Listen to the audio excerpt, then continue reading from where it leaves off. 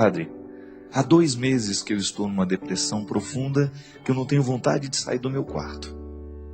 E eu perguntei: minha filha, mas qual a razão de tanta dor, de tanto sofrimento? Qual a razão de você se trancar dentro do seu quarto? E ela me disse assim: nós descobrimos, padre, que o meu pai, ele tem poucos meses de vida. O médico nos anunciou que ele está num estado muito avançado de câncer. Escutei e parecia que entre aquela decisão de ficar trancada no quarto e a notícia de que o pai viveria pouco tempo, havia uma contradição. Aí eu perguntei para ela com muita coragem, sem medo de estar desrespeitando o sofrimento dela, sem medo de desconsiderar a depressão que ela estava vivendo, sem medo de desconsiderar aquilo que para ela era doloroso naquela hora. E eu perguntei: minha filha, você fica sabendo que seu pai tem apenas alguns meses de vida. Você escolhe passar esses meses deprimida? Você prefere passar esses poucos meses que o seu pai tem, trancada dentro do seu quarto? Será que você não está fazendo o jogo contrário? Você não tem como modificar esse... Se eu pudesse, eu retiraria o câncer do corpo do seu pai. Eu também não posso. Mas você pode tirar o câncer de você. Esse que você não tem fisicamente, mas que você está permitindo que tome conta da sua alma. Você não tem um câncer detectável em exames, mas você está permitindo que a repercussão da enfermidade do seu pai lhe deixe mais enferma do que ele. Será que você não pensa na possibilidade de viver bem esses últimos tempos ao lado de seu pai, sendo a melhor filha do mundo? Ou dando a ele, quem sabe, a segurança que ele precisa nessa hora? Seu pai não precisa de uma filha deprimida ao lado dele. Seu pai está precisando de uma filha que o ajude a enfrentar o sofrimento. A mim parece, no mínimo, o egoísmo de sua parte, fechar-se no seu quarto, esquecer do sofrimento da família e acrescentar um a mais. É hora de reagir. Você não tem como mudar o quadro, mas você pode mudar a moldura. Você não tem como modificar a cena final, mas eu tenho certeza que você tem possibilidades de estabelecer agora um jeito diferente de interpretar isso. Ao invés de pensar na sua dor, no seu sofrimento, olha para o seu pai e vai ajudá-lo a viver esta hora. Esteja do lado dele em todos os momentos. E vá viver, vá viajar, vá levar o seu pai para ver o que ele gosta, vá levar o seu pai à medida das possibilidades dele para estar com as pessoas que ele ama. Tire mais tempo da sua vida para estar do lado dele e ao invés de ficar trancada dentro do seu quarto, lamentando de maneira antecipada a morte do seu pai, vá celebrar a vida que ainda resta. Ao invés de ficar antecipando o velório do seu pai, a tristeza que será, que vai vir, que vai ser inevitável, ao invés de ficar antecipando toda essa tragédia, vá descobrir um significado para a vida nesta hora. Ela me olhou assustada, mas parece que acordou. Depois me deu notícias de que aquele susto, de que aquela palavra despertou dentro dela a responsabilidade. Eu tenho poucos dias ao lado do meu pai. Eu vou vivê-los com qualidade. Talvez, minha gente, o que falte para nós seja esse choque.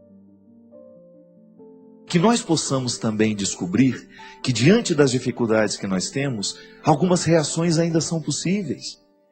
O grande problema é quando diante das dificuldades nós não reagimos.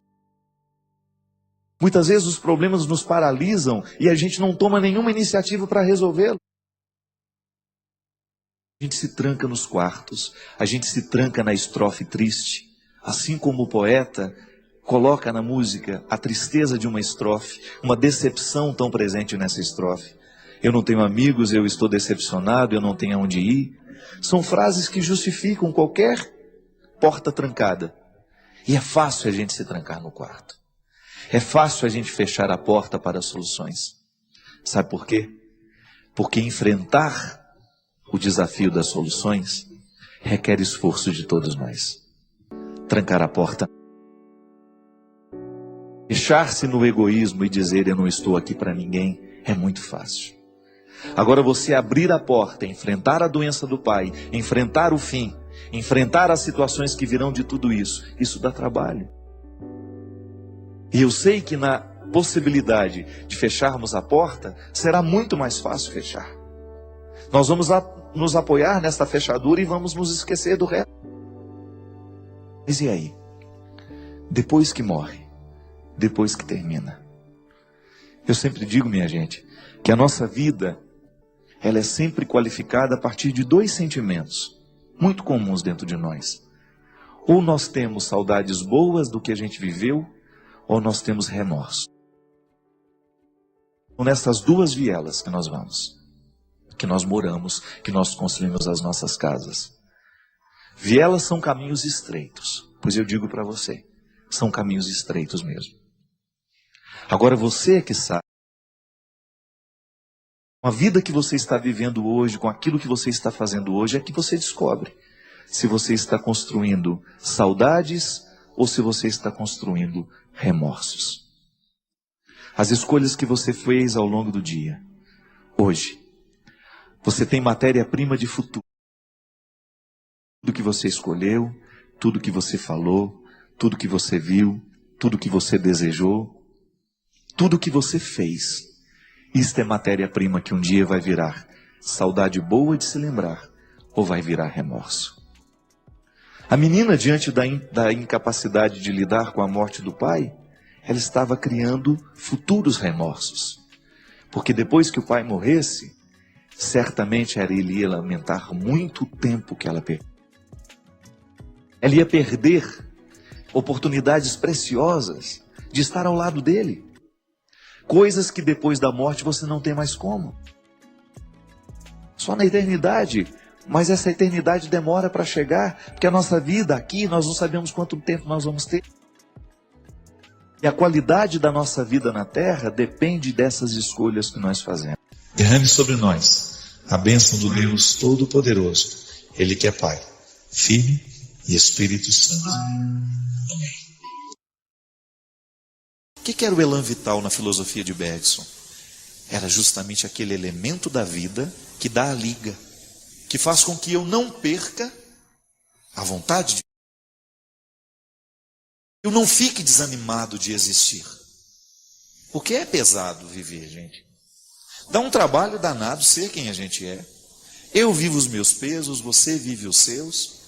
E aí, se a gente não tem esse elan vital, a gente vai sucumbir à primeira crítica que ocorrer,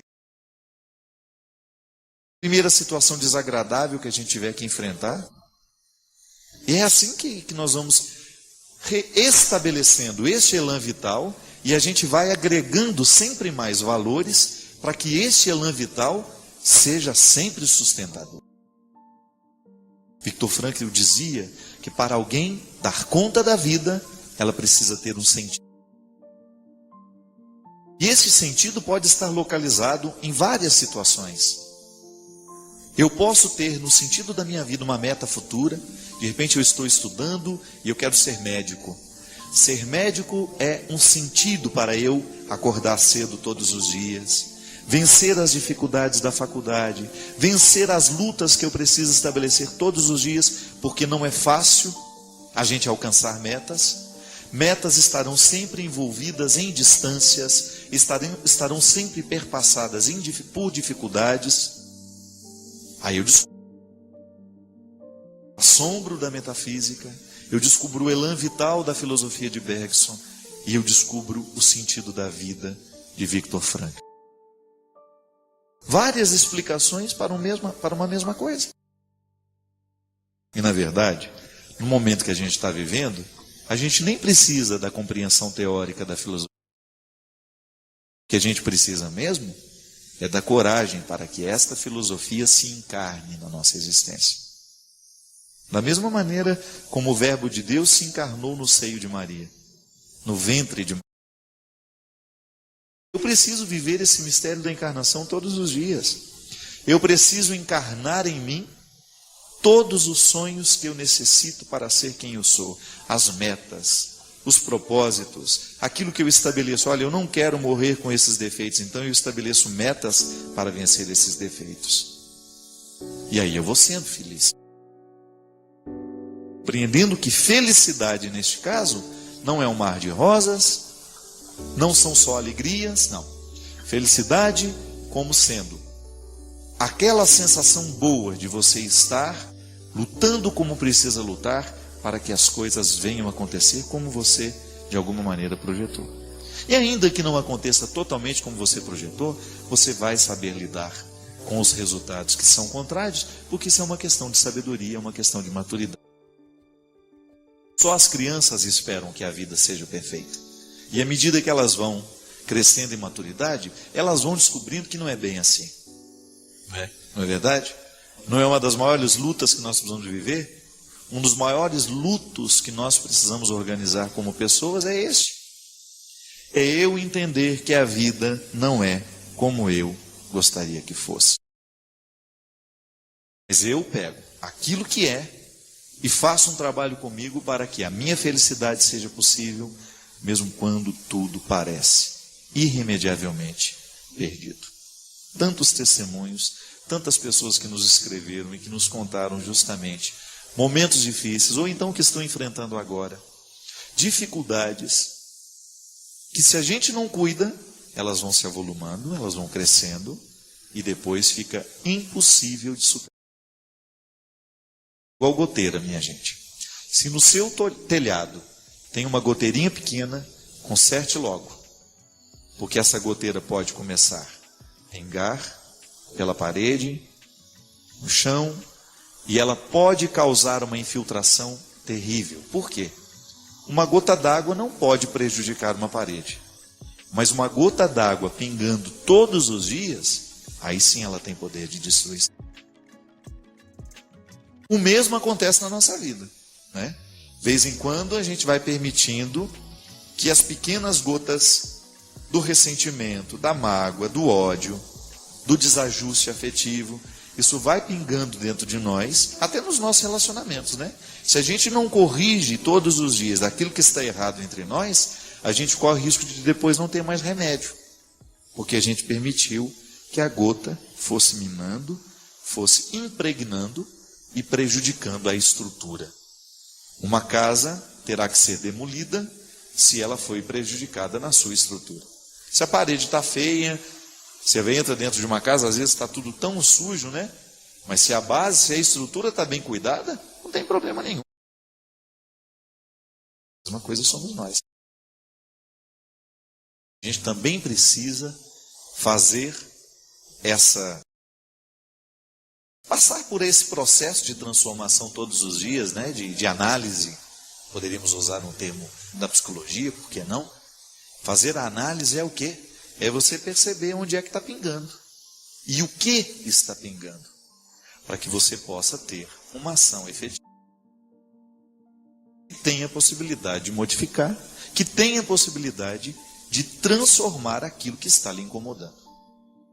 Porque cá entre nós, a vida é muito boa para que a gente venha perder goteiras, não é verdade? Com coisas ruins. Não. Aquilo que incomoda o coração hoje precisa ser resolvido hoje. Sabe por quê? Porque você merece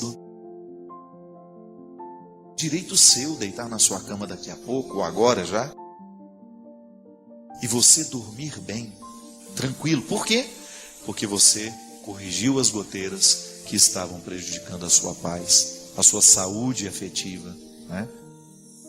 Essa digestão emocional que se a gente não faz todos os dias, começa a fazer muito mal para a gente.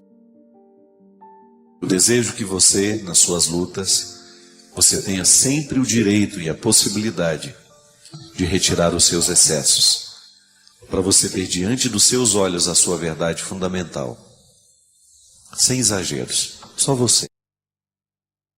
E a partir disso, você reencontrar o caminho da vida. Obrigado pelo seu carinho, pela sua atenção. E que Deus abençoe muito você. Que Deus derrame sobre o seu coração, sobre a sua casa, sobre a sua vida, a disposição que caracterizou o coração de Nossa Senhora. Para que, exemplo dela, a gente também possa ser um cristão de verdade, levando sempre Jesus no colo para apresentá-lo àqueles que ainda não o conhecem. Derrame sobre nós a bênção do Deus Todo-Poderoso, Pai, Filho e Espírito Santo.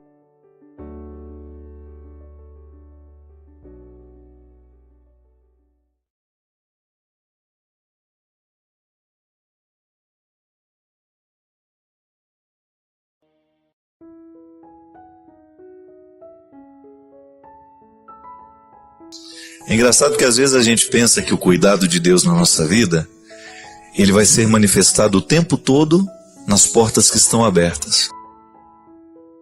Mas a gente descobre que cuidar não é só abrir as portas. Cuidar também consiste em fechar portas. Que quando uma porta se fecha, outras se abrem. Mas a sabedoria precisa ser buscada para identificar que na porta que se fecha, também há um cuidado de Deus sendo expresso. E que nem sempre a gente consegue compreender, não é mesmo?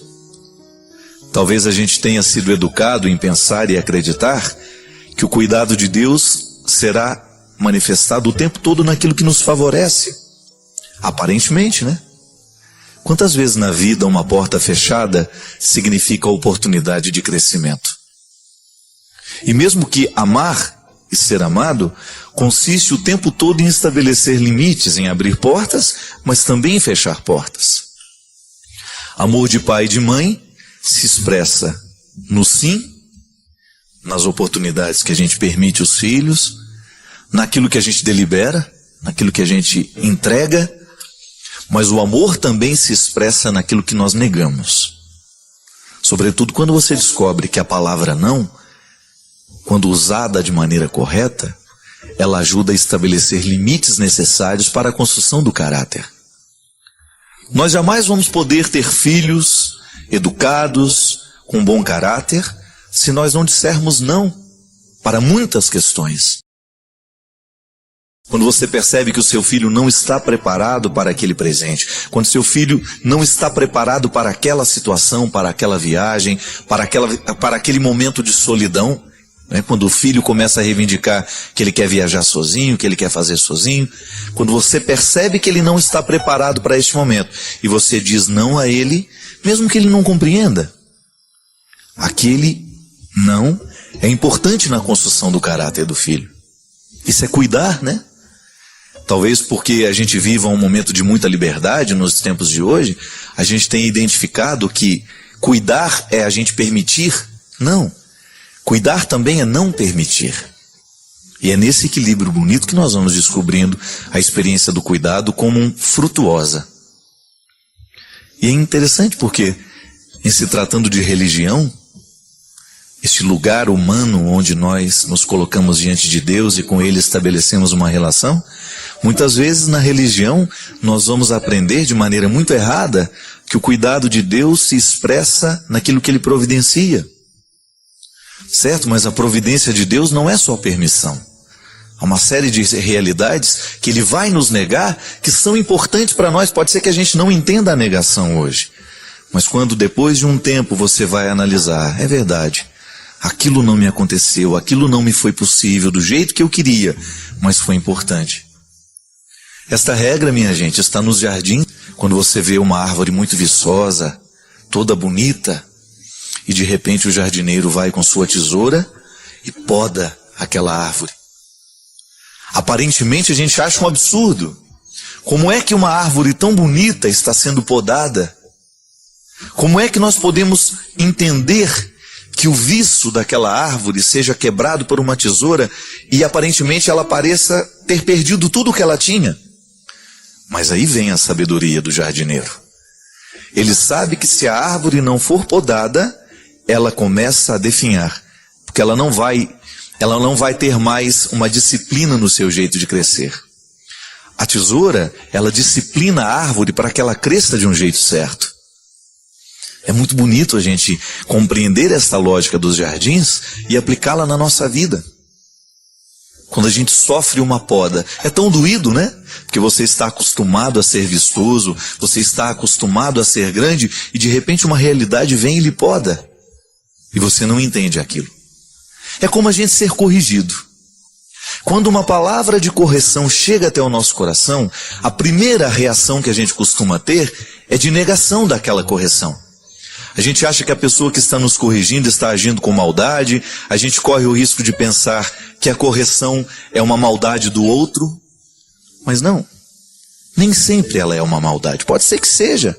Pode ser que existem pessoas maldosas que estejam querendo podar você, não porque você precisa de poda, é porque o seu trabalho, o seu sucesso incomoda. Mas quando esta correção vem de uma pessoa que tem a autoridade afetiva do amor, eu sempre digo isso, minha gente, dê ouvidos a quem ama você. Se a palavra de quem ama está diretamente conectada com a responsabilidade de fazer você crescer, é importante ouvir o que ela tem a dizer. Porque é a palavra da poda, é a palavra da reorientação, é a palavra do cuidado, né? É uma palavra que cuida de nós. Quando você já experimentou na sua vida, alguém ama você. E ela lhe indicou caminhos que eram mais difíceis. Eram caminhos de podas, eram caminhos de renúncias. E você ousou buscar, mesmo sabendo que não seria fácil. Quando eu fazia faculdade de teologia, o padre Joãozinho uma vez me disse assim, estava logo começando o curso, e eu não estava gostando muito de teologia, que eu tinha ficado apaixonado pelo curso de filosofia, e no meu primeiro ano de teologia eu custei a gostar. Depois me apaixonei também, e até gostei mais do que a filosofia. E eu me lembro que numa daquelas conversas que eu tive com ele, ele me disse assim, Fábio, você está acostumado a fazer só o que você gosta. Comece a experimentar na sua vida, a fazer coisas que são difíceis para você, que não dá muito prazer. Por exemplo, agora você tem a teologia diante de você. Comece a buscar os caminhos da teologia, mesmo enfrentando as dificuldades que ela lhe oferece. Você não gosta, você prefere a filosofia, mas faça questão. Faça questão de buscar o conhecimento teológico com todas as forças do seu conhecimento, da sua inteligência e da sua afetividade. Queira a teologia. Porque quando a gente faz alguma coisa que a gente não gosta, é uma oportunidade preciosa que a gente tem de crescer. Porque fazer aquilo que você já sabe não vai lhe fazer crescer muito.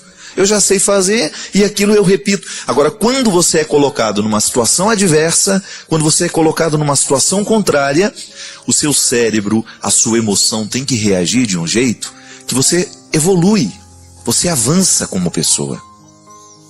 E aí ele deu um exemplo muito bonito. Tenha dentro de você sempre a coragem de buscar as suas reservas de amor. Porque você vai precisar usá-las no momento em que você estiver sendo contrariado. No momento em que a coisa não for muito favorável a você. Eu tenho, sabe, minha gente, depois dessa conversa com o padre Joãozinho, tanta coisa ficou mais clara diante de mim. Sobretudo porque eu tenho uma vida muito corrida. E eu confesso para vocês que eu não gosto disso. Eu preferiria muito mais ter uma vida tranquila, uma rotina. Quando eu exercito o cansaço excessivo da minha missão, eu sempre me recordo dessa palavra do padre. Quando eu chego num lugar que eu não gosto, porque não é todo lugar que a gente vai que a gente gosta de estar. Ou porque você está muito cansado, ou porque ali tem gente demais e você tem que dar muita atenção e você não está com aquela disposição toda, eu sempre me recordo da palavra.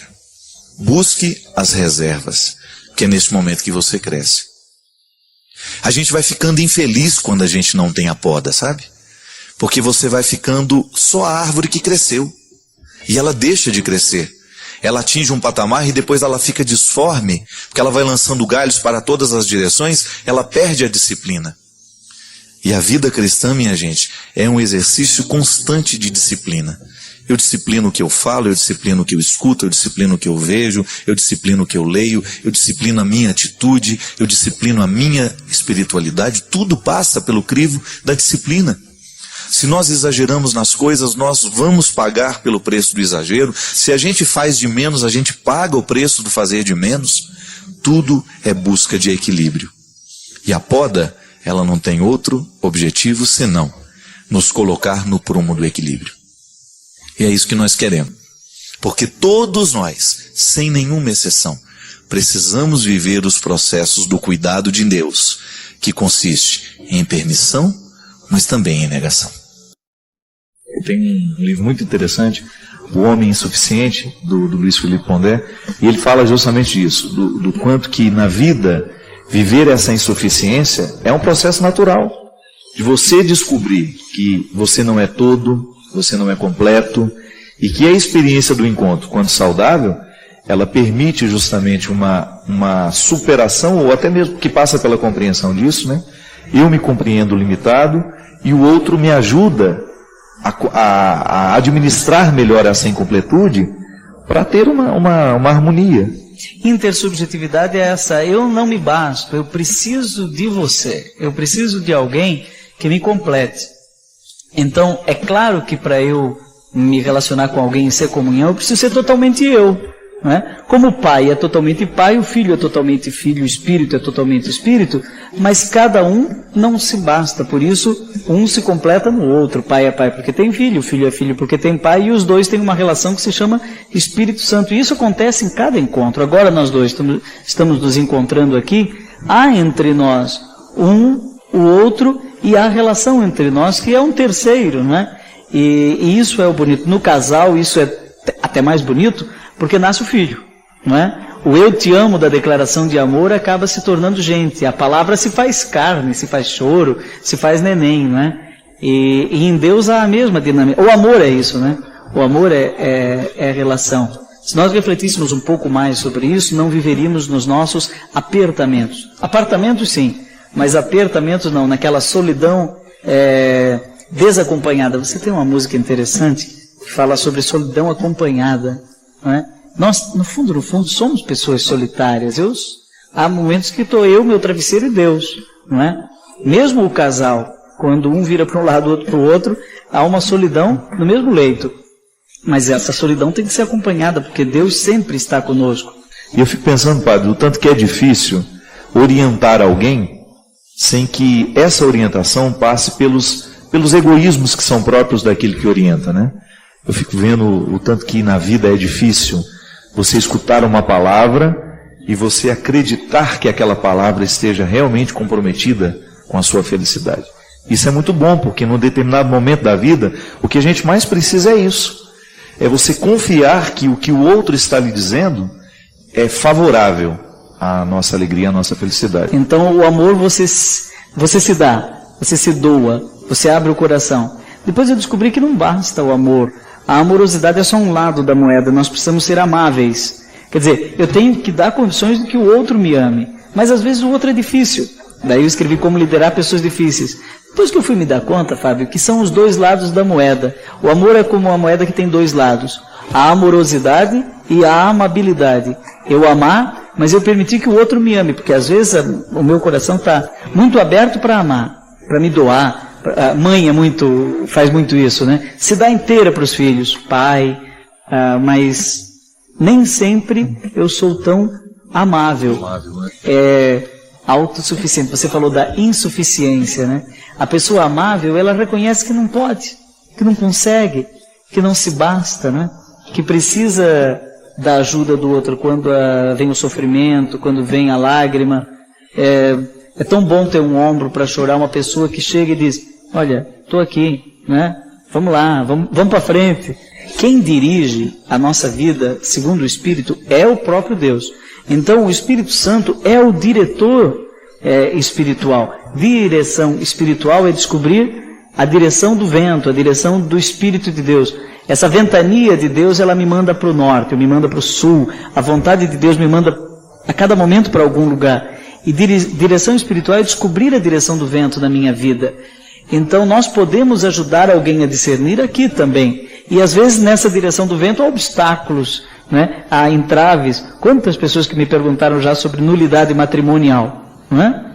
E às vezes uma palavra pode ser uma chave que abre o cofre de um enigma vital. A pessoa não consegue ir para frente, está bloqueada nos seus relacionamentos, até no relacionamento com Deus, mas por que não, com as pessoas. E por quê? Porque falta uma palavra. E quem vai dizer essa palavra? talvez ela não tenha quem diga essa palavra. E aquela palavra, ela diz, puxa, mas é verdade. E depois, claro, ela vai procurar um sacerdote, um amigo, alguém que possa ajudar a discernir essa direção do vento na vida dela. Acho que a gente se colocar na direção do vento para que ele possa nos levar a impulsionar, isso é muito interessante, essa metáfora. Porque o que às vezes acontece muito aqui no programa, e você sabe disso, que nos acompanha, é que às vezes o que a pessoa precisa é colocar-se no lugar certo. Eu gosto muito daquela definição de paraíso, que é o espaço delimitado para o encontro, né? Quando Adão e Eva saem do lugar delimitado para o encontro, eles estão fora desse impulso do vento. Aí entra todo o processo da dor, todo o processo da angústia. Não é que Deus tira isso de nós quando nós estamos no lugar certo, mas é que na verdade a gente se encaminha no jeito certo na própria vivência dessa experiência de dificuldade.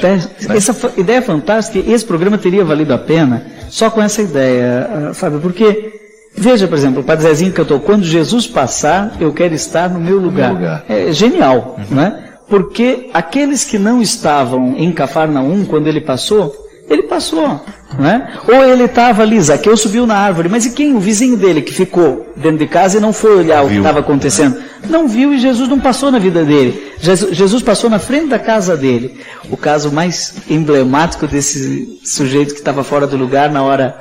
Estava no lugar errado na hora certa. Né? É o Tomé, né? Jesus apareceu e ele faltou.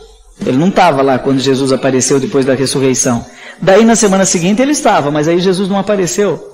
E aí ele duvidou. Mas só se eu colocar a mão. E daí quando Jesus aparece, a fé dele tem um pouco mais de dificuldade que a dos outros. Justamente. Né? E é interessante, Padre, porque Deus se utiliza de formas tão inusitadas para isso acontecer, né?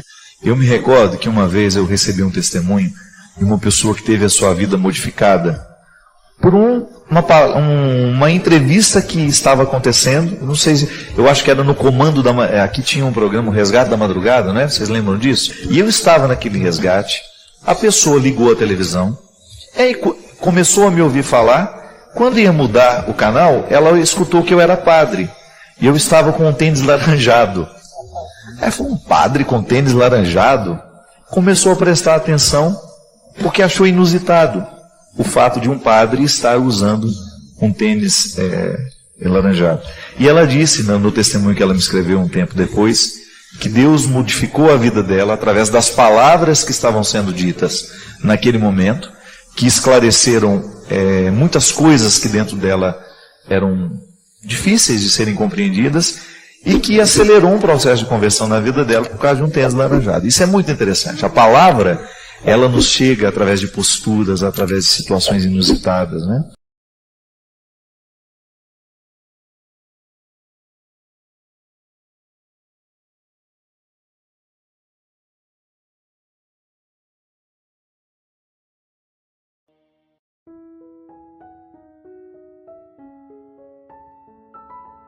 Quando uma vez bateram na porta da minha casa e disseram assim: é aqui que mora o seu Natinho? E eu disse: é. O que você é dele, menino? Eu falei: ele é meu pai. Aí o senhor virou e falou assim: pois é, seu pai bebeu demais, ele está caído lá no centro da cidade, alguém precisa buscar. Eu me lembro que meu coração de menino naquela hora sofreu um golpe. Meu pai era alcoólatra, a gente sabia disso, mas ele ainda não tinha vivido aquela experiência tão trágica de não conseguir mais voltar para casa. E o pior, lá no centro da cidade, meu pai era um homem conhecido, um construtor famoso, bom de serviço, como dizia todo mundo lá. Fui eu, minha mãe, meu irmão. Me recordo como se fosse hoje. Havia chovido, meu pai ainda sujo do trabalho. Era um sábado à tarde, tinha trabalhado a manhã inteira. Passou num boteco, ficou bebendo, não teve força de voltar para casa. Estava na sua bicicleta, caiu, ficou ali, na sarjeta. Havia chovido e ele estava misturado naquela lama que fica entre a calçada e a rua. Quando eu olhei meu pai daquele jeito, sabe? Fiquei pensando. Naquela hora, o que meu coração de criança conseguia sentir era vergonha. Só. Medo de que algum coleguinha meu pudesse passar, ver meu pai daquele jeito. Hoje, depois de tanto tempo já passado, depois de tanta história já vivida, eu consigo identificar que o que naquela hora eu sentia não era vergonha, era indignação. Indignação. Porque a gente fica indignado quando a gente vê a pessoa certa no lugar errado. Todo mundo é a pessoa certa. Eu não acredito em pessoa errada. Eu acredito que a gente possa assumir erros, esquecer quem a gente é, mas a pessoa certa a gente sempre é. Porque enquanto nós estivermos no impulso do Espírito Santo, na força de sermos filhos de Deus, mesmo que no pecado, nós somos a pessoa certa. Por isso que você não tem o direito de desistir de você. Mas quando a pessoa certa está no lugar errado, a gente corre o risco de esquecer que ela é a pessoa certa. E aí a gente julga pela situação. E o que eu mais sentia vontade de fazer era retirar o meu pai dali logo, para que nós pudéssemos dar um banho nele, para que ele pudesse voltar a ser o meu pai. E às vezes a vida é assim. Nós também estamos caídos em tantas sarjetas por aí. E o pior, caídos sem alguém que possa vir nos ajudar a sair. Ou pior ainda, quando vemos aqueles que a gente ama caídos na sarjeta e não temos a coragem de ir lá desafiar a nossa vergonha, o nosso medo, para dizer no ouvido dela: você é a pessoa certa, mas está no lugar errado. Quem diz que você nasceu para ser assim? Objeto dos outros, objeto do prazer dos outros. Quem disse que você nasceu para ser isso? Quem disse que você nasceu para ser drogado?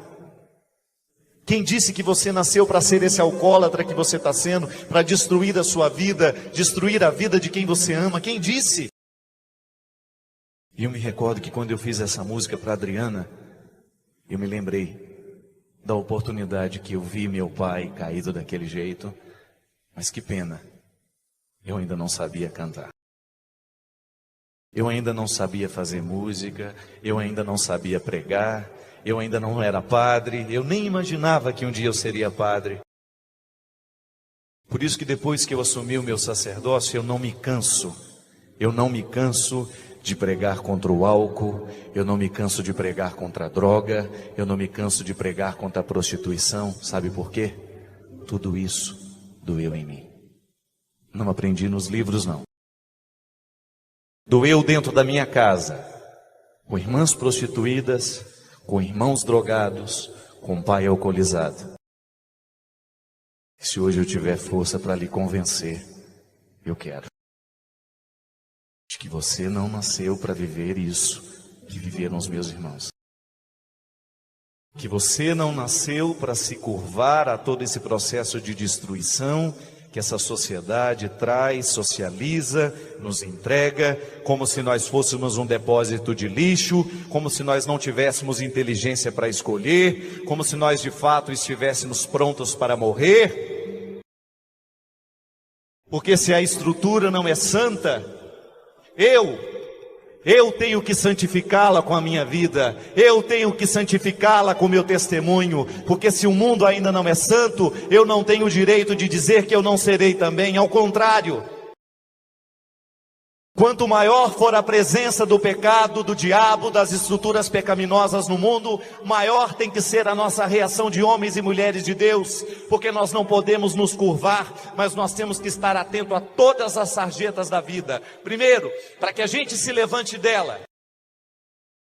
Depois, a gente tenha força de buscar aqueles que ainda não conseguiram sair.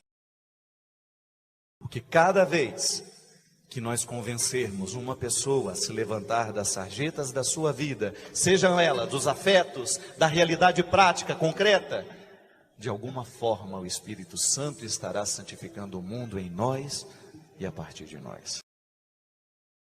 Padre Fábio, estou me sentindo muito sozinha, tenho uma família maravilhosa, mas estou me sentindo mal. E isso não faz parte da minha pessoa. Eu acho que eu estou neste momento achando que todos falam de mim, que todos me desejam mal, que todos sentem inveja das coisas que eu consigo, choro todos os dias, fico nervosa com qualquer coisa, penso besteiras na minha cabeça e não consigo mais ir para a faculdade cursar direito que eu estava fazendo. Me ajude. Meu nome é Larissa, tenho 20 anos. Tá vendo? O sintoma da Larissa é um sintoma já muito comum nos dias de hoje, que é essa ansiedade, insegurança, medo. Tudo isso decorrente, de um jeito de viver muito para fora. É claro que existem quadros assim que você precisa encaminhar, vamos ao médico, vamos ver o que está acontecendo com a gente, pode ser que esteja faltando lá uma substância física, química, que provoque o bem-estar. Isso é outro caso. Estou dizendo dessas inseguranças que nós estamos criando, que nós estamos mergulhados nelas e que estão dificultando demais os nossos convívios, minha gente. Uma coisa é certa, a vida nunca foi fácil. Eu não tenho essa ilusão de pensar que hoje é mais difícil do que foi ontem. Agora há um fato inegável. O mundo ficou muito modificado de 30 anos para cá. A comunicação mudou radicalmente o mundo. E isso gerou muitas consequências em nós. Uma delas é essa insegurança, esse medo. Nós temos medo. A palavra que hoje caracteriza muita gente é medo. Nós temos medo de que vamos perder o outro. Nós temos medo de que o outro não vai ficar a vida inteira ao nosso lado. Nós temos medo de não dar conta. Nós temos medo da solidão, nós temos medo de sentir medo. Sabe, minha gente, toda vez que nós decidimos por fazer uma experiência de Deus, a gente precisa entender que Deus vai mexer nisso tudo. Que Deus vai começar a mexer nas estruturas da nossa vida para que a gente tenha, primeiro, consciência de que não podemos ser assim. De que nós estamos vulneráveis a ser assim. Nós estamos vulneráveis porque nós estamos mergulhados neste mundo assim, mas nós podemos fazer uma experiência nova. Dentro aí da sua casa, dentro do seu quarto, aí na sua solidão, hoje você pode escolher por uma vida nova. Você não está condenado a viver a vida de todo mundo.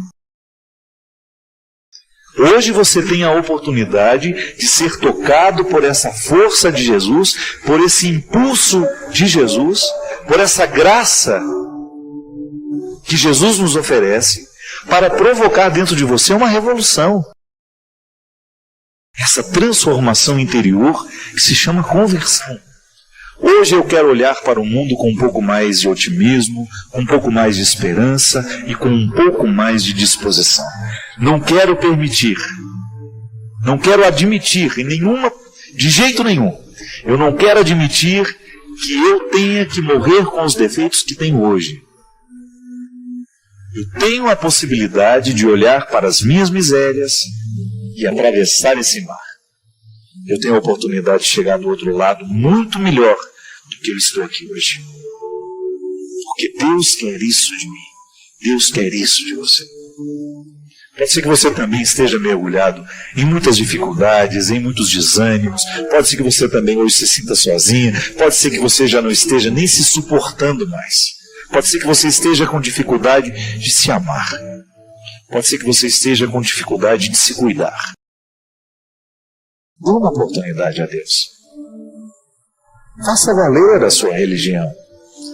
Que ela não seja mais um código de obrigações, não. Permita que hoje sua alma seja visitada por essa certeza. Deus ainda lhe quer. Permita que o novo de Deus hoje venha dar um banho, venha lavar tudo aquilo que é velho dentro de você, que não está mais servindo para nada. não o velho, né? Tudo aquilo que está estragado, porque o velho eu quero permanecer, eu quero que muita coisa antiga fique dentro de mim. O que está estragado, permita que o novo de Deus venha substituir tudo aquilo que está danificado em você. Permita que hoje Deus venha renovar os seus sonhos. Permita que hoje Deus venha renovar as suas esperanças. Permita que hoje Deus venha cuidar de você. Permita que hoje o amor de Deus possa encontrar o seu coração e fazê-lo sentir novamente a satisfação de ser quem você é. Porque quando Deus entra na nossa vida, é a primeira coisa que Ele faz. Ele nos dá motivos para a gente sorrir. Satisfação de ser quem a gente é. De você olhar-se. Reconhecer-se miserável, mas ao mesmo tempo satisfeito com o que você está fazendo com todas essas misérias. Que você está administrando bem. Que o seu trabalho está sendo frutuoso. E que porque esse trabalho está sendo frutuoso, a graça de Deus está encontrando muita oportunidade de crescer em você. Que Ele lhe acompanhe. Que Ele lhe abençoe. Que Ele lhe faça ter condições de jogar fora tudo o que definitivamente não precisa mais continuar.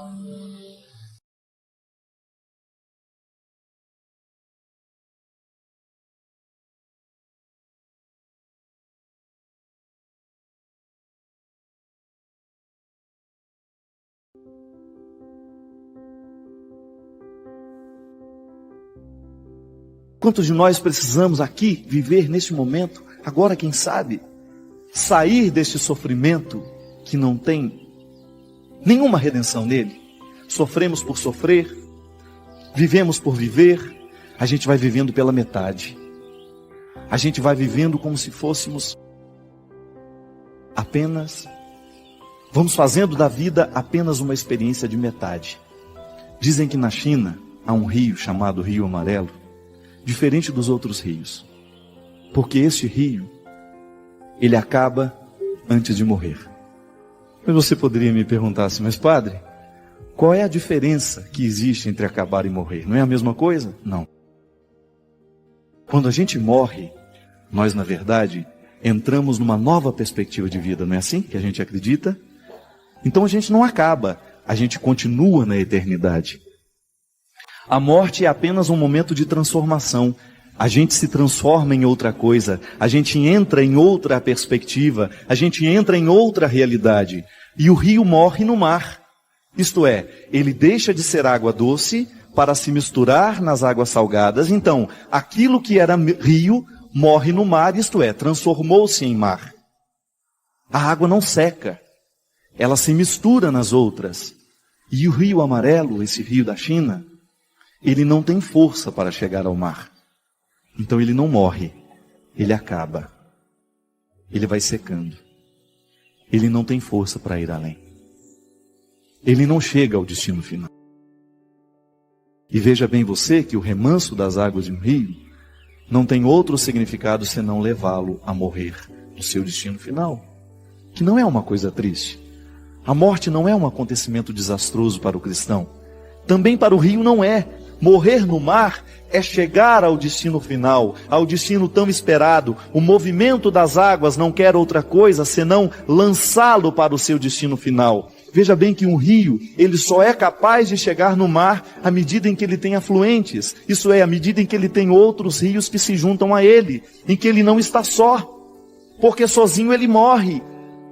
Ele acaba antes de morrer. Sozinho ele não chega ao destino final. Quantos de nós também não corre o risco de ser esse rio amarelo? A própria expressão já diz, né? Lá em Minas, quando a gente não está, ixi, eu esse meio amarelo. E esse sorriso amarelo, a gente fala, né? Sem graça, sem vida. Se hoje está com um sorriso amarelo. Isso é, está um sorriso que está acabando. Ele nem começa, já acaba.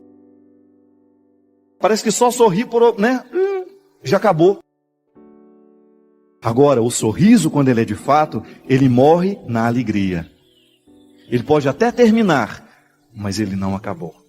Ele morreu, isto é, transformou-se. iluminou os olhos. O sorriso de fato, o sorriso de verdade, é aquele que ilumina os seus olhos. Você percebe quando o sorriso é mentiroso, é quando ele é só na boca, aí ele é amarelo. Agora, quando o sorriso é capaz de ultrapassar os limites da boca, ele ilumina os seus olhos. E aí você nem precisa ficar com os dentes reganhados. A gente olha em você e a gente já percebe que há um sorriso nos seus olhos. Uma palavra a gente pode entender errado. Agora você nunca poderá me dizer, Padre Fábio, eu não entendi o jeito como você me olhou. Porque o olhar dispensa as palavras. Quando a gente olha, não é preciso dizer nada. Um olhar não engana. Um sorriso sim. Uma palavra sim. Não há equívoco nos olhares. E por isso, o olhar talvez seja a linguagem dos silenciosos. Daqueles que não precisam dizer muito para comunicar. Você, quando olha para o seu filho, você sabe muito bem o que você está dizendo. Quando você olha para o seu filho, você consegue reconhecer nele o que ele está lhe dizendo. Um único olhar, no meio de tantas vozes que condenavam, se torna capaz de reerguer, de levantar-se. Um único olhar é capaz de reerguer alguém que está caído. Eu gostaria muito, do fundo do meu coração, que hoje esse olhar de Jesus pudesse nos encontrar também. Quem sabe para a gente ter coragem de levantar e não acabar. Quem sabe para uma nova esperança tomar conta do nosso coração, para que a gente seja capaz de esperar a morte, que é justamente o momento da nossa transformação. Porque sabendo viver, nós certamente saberemos morrer. Hoje é o tempo. Hoje é a vida. A vida não foi ontem. O que foi ontem já não tem mais poder de decisão sobre nós. Pode até nos influenciar, mas não é decisivo mais, porque já foi, já acabou. Agora, hoje é o dia de ser olhado. Hoje é o dia de descobrir que ainda tem jeito. Hoje é o dia de decidir-se.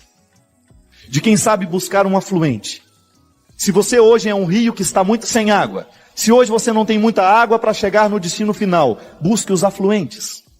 Só podemos chegar ao final se a gente tem afluentes. Se Deus está ajudando aí através de outros, se outras pessoas estão entrando na nossa história, se a gente se segura no outro, de fato, com responsabilidade, não para apontar o que foi de errado. Há quantos filhos, há quantos casamentos acabando, feito o rio amarelo? Sabe por quê? Porque falta água para fazer levar até o final. E águas são palavras que vão nos ajudando a vencer aos poucos, que vão nos ajudando a superar os obstáculos. Águas são palavras que muitas vezes são dadas e entregues sem nenhuma frase na boca, mas com olhares que nos animam a vencer o primeiro momento da história. Bem-aventurados hoje aqueles que são capazes de buscar os seus afluentes, de buscar uma boa influência na vida, de superar este momento de dor, de superar esse momento de tristeza e de descobrir que nisso já há uma felicidade. Que hoje a vida pode ser nova para nós. Que hoje a vida pode acontecer de maneira bonita na nossa história. Porque Jesus está aqui. Jesus é a certeza de que nós ainda temos solução. Eu sei que muitas vezes a gente desiste da gente mesmo, né? Eu sei que muitas vezes a gente olha para ele e não tem jeito, não. Esse bico está caído demais. Então não tem problema. Nasce outro. É só ter coragem de arrancá-lo. É melhor ser uma águia sem bico, mas sabendo que um outro está crescendo, de que ser uma águia com um bico que é grande, mas que não serve para nada. Se tem uma coisa que é difícil na vida, é a gente experimentar a misericórdia pelo lado dos fracos. Experimentar a misericórdia pelo lado dos fortes é ótimo. É muito bom dar conselho, é muito bom dar dinheiro para quem é pobre, é muito bom ajudar quem precisa. Isso é maravilhoso, é quase uma vaidade ser misericordioso. Quero ver a gente descobrir a graça e a alegria de viver a misericórdia pelo lado do fraco. Quando eu tenho que assumir aqui nessa história Eu sou necessitado. É vergonhoso muitas vezes a gente abrir o coração e dizer: hoje quem precisa de ajuda sou eu, porque eu estou acabando. As minhas garras já não servem para nada senão para machucar. Não consigo apanhar nada de bom no mundo. Eu vou e tudo que eu pego é só carniça. Não consigo pegar nada vivo porque eu não tenho forças mais para retirar a vida. Não consigo mais me alimentar porque eu já não sou mais capaz de ter ali condições, habilidade. Aí a gente vive na carniça, a gente vive cultivando os mortos, a gente vive no passado, a gente vive na decepção e a gente não experimenta, não prova a beleza que há no outro lado. Sabe quando você se torna capaz de descobrir o avesso? Quando você olha um pano, fala: nossa, é engraçado, o pano do avesso ele é bonito também. Dá quase que para usar dos dois lados. Só que você precisa ver e descobrir a graça de olhar o avesso. Olhar a sua tristeza, por exemplo, do avesso. A tristeza do avesso é sempre uma alegria sendo preparada. O rompimento do avesso, precisou romper aquela relação que te fazia mal, que trazia dor, que trazia sofrimento. Você olha do avesso e você descobre: nossa, é a minha libertação. O sofrimento do rompimento é a minha libertação. Namorados e namoradas que estão aí se machucando há anos e anos e anos e não têm coragem de romper, não têm coragem de acabar. Amizades que às vezes estão nos destruindo, vícios que estão nos destruindo. Olha do avesso o sofrimento do rompimento e você descobre a sua libertação. Veja a humilhação pelo lado do avesso e você descobre a virtude. E aí sim, a gente vai se tornando sábios, porque a gente descobre que há um jeito diferente de enxergar o mundo. Há um jeito diferente de ver aquela mesma história, só que agora com os óculos de Jesus. Antes era desesperador, agora não, porque a gente olha com os óculos de Jesus. Antes era impossível amar aquela pessoa e agora, emprestando o coração de Jesus, se torna mais fácil. Antes era impossível perdoar, mas agora, emprestando o coração de Jesus, se torna mais fácil. Porque o coração de Jesus vai me mexendo, vai me transformando e eu vou me tornando diferente. Porque a transformação vai chegando em mim. Está enxergando mal? Não está sabendo ver a alegria na tristeza? Não está sabendo ver a vitória no treino, no sofrimento daqueles 5 minutos? Peça a Deus os óculos dele.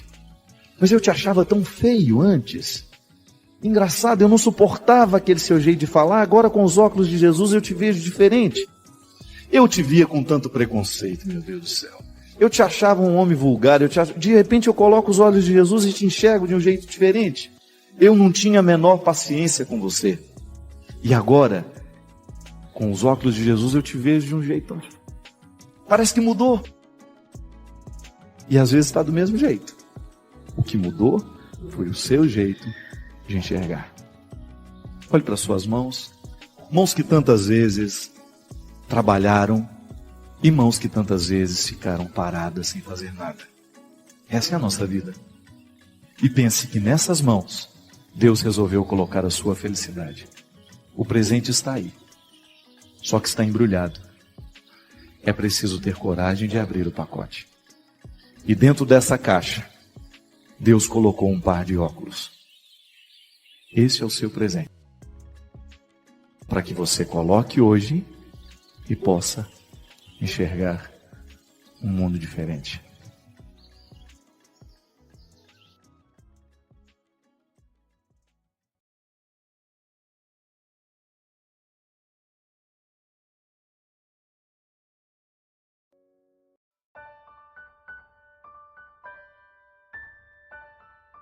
A fé funciona em nós como uma impulsão. Santo Agostinho nos diz ainda, na verdade, a palavra é sempre atual, a palavra do sábio repercute a vida toda e continua sendo atual. Ele dizia que toda a ação de Deus em nós é para nos capacitar, é para nos dar condições de extrair os nossos recursos. Mas essa ação, ela antecede qualquer movimento nosso. Sabe, era como se É como se essa ação de Deus na nossa vida fosse o sopro inaugural. Toda a coragem que eu posso ter como ser humano está ligada à coragem que Deus me dá. Todo o amor que eu posso amar está ligado ao amor e até a minha capacidade de acreditar. Agostinho dizia que a fé é um dom. E é impressionante como esse dom tem o poder de repercutir na nossa vida. Essa letra dessa música é muito concreta, é muito verdadeira. Nós podemos ir muito além porque acreditamos. É a diferença. Engraçado porque você pode ver na sua experiência, quando você encontra uma pessoa que acredita em Deus verdadeiramente, não é essa fé caricata que às vezes as pessoas que estão muito mais ligadas à linguagem, àquilo que se diz do que àquilo que se vive. Porque às vezes nós somos muito vítimas de uma linguagem que não diz absolutamente nada do que a gente vive. Então a gente fala, eu creio em Deus, eu tenho fé, mas na hora que nós precisamos dar testemunho disso, não acontece porque a fé não existe. Ela é apenas verborrágica. Faz parte do nosso vocabulário, a gente diz o tempo todo, mas não faz parte das nossas convicções de fato. Toda vez que você encontra uma pessoa que crê verdadeiramente em Deus, que fez uma experiência positiva de encontrar isso que eu estava dizendo anteriormente, de encontrar a coragem que Ele já deu, o amor que Ele já deu, essa fé, é natural que essa pessoa seja muito diferente de todas as outras. É uma pessoa que vive a dinâmica. Faz justamente de nós, essa dinâmica da fé, nos faz buscar aquilo que o nosso esforço pode nos dar e depois que fizemos tudo o que nos foi possível, esperar pelo complemento que só Deus pode realizar por nós. E quando nós falamos de crescimento humano, que é justamente a música, é o que ela propõe, que eu posso ir muito além de tudo, de todos os lugares que eu já fui. Eu gosto de pensar isso dentro de mim. Não é uma viagem que eu faço fora. Eu acho que essa música se refere aos lugares que eu já posso alcançar dentro de mim. Eu posso ir muito além de onde estou. Eu não estou falando de uma geografia. Eu não estou falando dos passos que eu posso dar materialmente pelo mundo. Não. Estou falando de uma busca, de uma viagem interior que eu faço por dentro, né? Porque é interior, é claro. É uma viagem que eu realizo por dentro, não por fora. Eu ainda não cheguei ao melhor. Estou nessa busca. E eu não busco sozinho. Eu busco amparado pela misericórdia divina que me acolhe diariamente, apesar de todos os meus pecados, de todas as minhas fraquezas, de um Deus que não desiste de mim, de um Deus que continua acreditando em todas as possibilidades que eu tenho. Sabe por quê? Ele sabe o que Ele me deu. Ele sabe os favores que já me prestou. Tudo aquilo que ainda está adormecido em mim e que a própria dinâmica de crer nele vai me fazer perceber. É interessante porque quando nós vivemos essa fé, quando nós estamos impulsionados por essa fé, nós somos surpreendidos o tempo todo. Eu olho para a minha vida, né? Aqui expressa nesse livro, na biografia que o Rodrigo escreveu, talvez você tenha tido a oportunidade de ler. Toda vez que eu olho para a minha história, eu vejo o que Deus me permitiu viver, não de fora, volto a dizer, é aquilo que eu vivi por dentro. Tudo aquilo que eu pude experimentar, todos os tesouros que eu consegui chegar em mim, foi porque eu estava auxiliado. Foi Deus que me conduziu. Foi Ele que me levou nos momentos das minhas dores, das minhas angústias, das minhas ansiedades. E essa viagem sempre me faz chegar ao que eu tenho de melhor. E não é diferente com você. Se você quiser olhar-se à luz dessa fé, você também vai identificar o itinerário por onde Deus te levou. Naquele momento em que Ele segurou você, que sozinho você não teria tido condições de superar, até mesmo nas suas alegrias, para que elas pudessem ser fecundas, para que elas não ficassem banais. Deus é que dá sentido a tudo, até a nossa alegria. Uma alegria sem Deus, ela não produz fruto em nós. Ela é vazia, ela é exterior, ela é para fora. Mas até quando nós nos alegramos em Deus, é diferente. É por isso que eu digo para você que quando você observa uma pessoa que vive verdadeiramente a dinâmica da fé, você está diante de alguém que testemunha naturalmente Deus na história. Não precisa nem fazer muito, precisa fazer pregação. A vida da pessoa já é um lugar de aprendizado para nós. A gente olha para ela e a gente percebe que ali a fé já deixou os seus frutos. Mas o que é interessante é pensar que a pessoa fez o seu dever de casa para que essa fé deixasse e plantasse o seu. São Paulo tem um trecho, numa das suas cartas, em que ele compara o exercício da fé à vida do atleta. Olha que interessante quando ele diz isso. Ele, na verdade, Paulo tem um esforço de escrever sempre de maneira que as pessoas entendam a teologia que ele está. A teologia, a vida moral, ele está preocupado com o bem viver. Então, ele vai usar de todos os exemplos que ele puder para que as pessoas sejam capazes de compreender qual é a proposta de Jesus, qual ele se tornou um legítimo propagador. Ele diz assim: acaso não sabeis que no estádio todos correm, mas um só ganha o prêmio?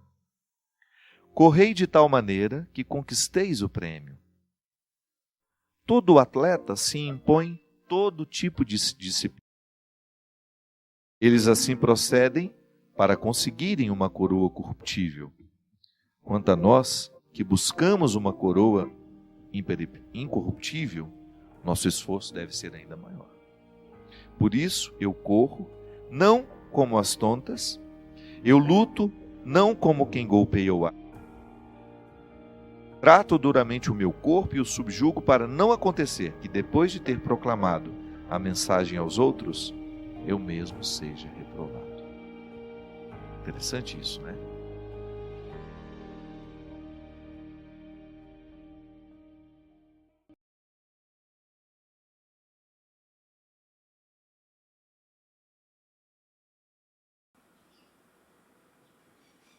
Chegar ao fim de um vídeo como esse é algo extremamente raro.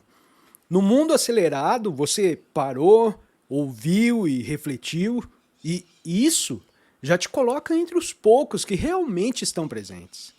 Se essa experiência teve algum valor para você, comente aí nos comentários a sua cidade. Deixo o convite para você se inscrever e compartilhar com alguém que também esteja buscando mais do que apenas distração. Valeu, um grande abraço e até mais. Tchau, tchau.